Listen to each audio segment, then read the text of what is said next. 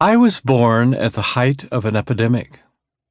In 1949, just over 42,000 Americans contracted the disease polio, most of them under the age of 5. Less than 10% of the afflicted died, but a large number experienced paralysis.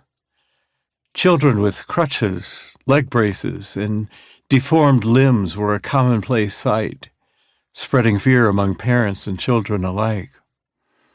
My father, though an adult, somehow became infected. He spent several months in an iron lung, completely paralyzed, and then died at age 23. My first book explored the question, where is God when it hurts? A question that had hung over my brother and me like the shadow of a missing father.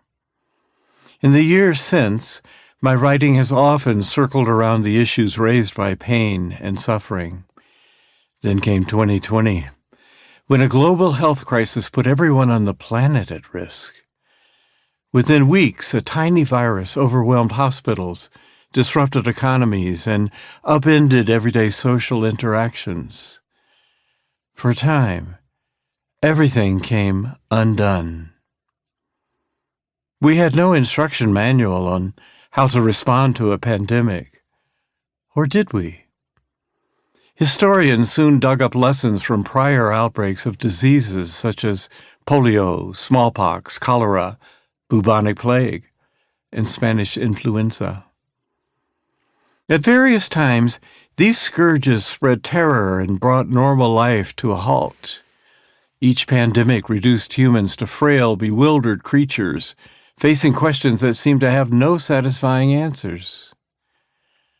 Where could I find a guide who had survived such an ordeal and who offered wisdom for the ages? I found the answer in a journal predating COVID-19 by 4 centuries. John Donne wrote Devotions upon Emergent Occasions in 1623, during a bubonic plague epidemic in his city of London. Here at last was a master tutor, a trustworthy companion in crisis. Thrilled at the discovery, I sequestered myself in a mountain retreat and began a project that would occupy me for several months. My goal? To make more accessible for 21st century readers the timeless insights from one of our greatest writers. The understanding and treatment of disease has changed dramatically since Donne's time, and yet I know of no better account of someone confronting God during a health crisis.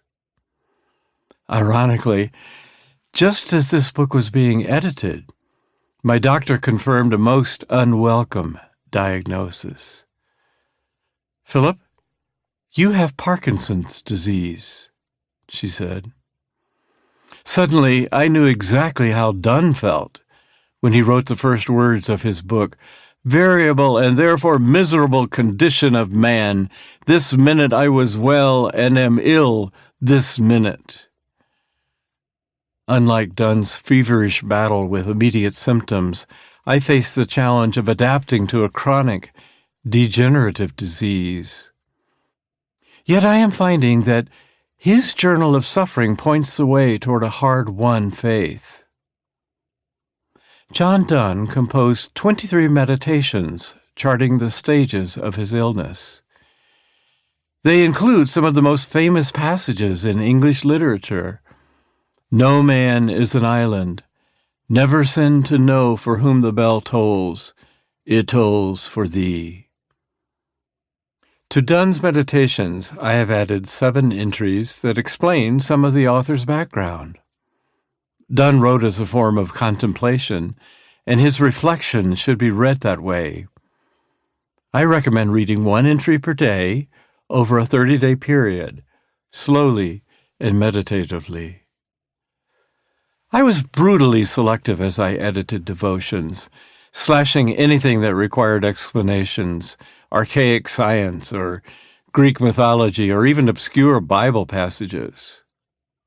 I retained only parts that seemed to have an immediate relevance,